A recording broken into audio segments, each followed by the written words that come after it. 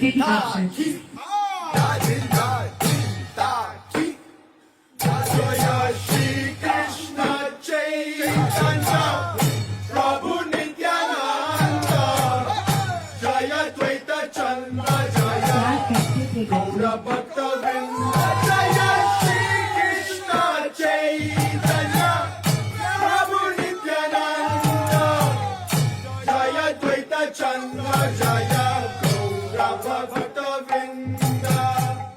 तो मैं आप सबको धन्यवाद व्यक्त करती हूँ।